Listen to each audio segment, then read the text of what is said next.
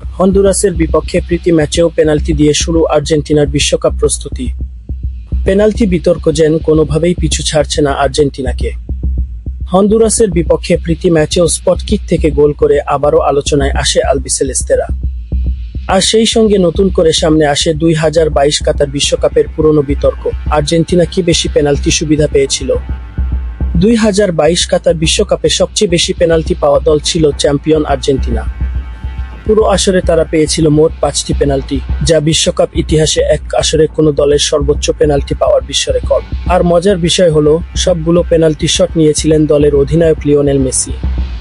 5টির মধ্যে 4টি তিনি জালে জড়ান সৌদি আরব, নেদারল্যান্ডস, ক্রোয়েশিয়া ও ফ্রান্সের বিপক্ষে।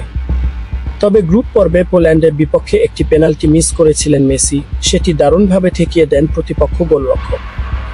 অন্যদিকে সেই বিশ্বকাপে আর্জেন্টিনার পর দ্বিতীয় সর্বোচ্চ 2টি করে পেনাল্টি পেয়েছিল ফ্রান্স, পর্তুগাল, ইংল্যান্ড ও পোল্যান্ড। শুধু পেনাল্টি নয়, নাটকীয় পেনাল্টি শুটআউটেও নিজেদের শ্রেষ্ঠত্ব দেখিয়েছিল আর্জেন্টিনা। কোয়ার্টার ফাইনালে নেদারল্যান্ডস এবং ফাইনালে ফ্রান্সের বিপক্ষে টাইব্রেকারে জিতে শিরোপার পথে এগিয়ে যায় দলটি। 1990 বিশ্বকাপে যেমন গোলরক্ষক সেরহিও গোকোচিয়া পেনাল্টি ঠেকিয়ে আর্জেন্টিনার নায়ক হয়েছিলেন, ঠিক তেমনি 2022 কাতার বিশ্বকাপে এমিলিয়ানো মার্টিনেজ দুর্দান্ত সব সেভ করে হয়ে ওঠেন দলের দেয়াল। নেদারল্যান্ডস ও ফ্রান্সের বিপক্ষে তার অসাধারণ পারফরম্যান্সই আর্জেন্টিনার বিশ্বকাপ জয়ের অন্যতম বড় ভিত্তি হয়ে থাকে।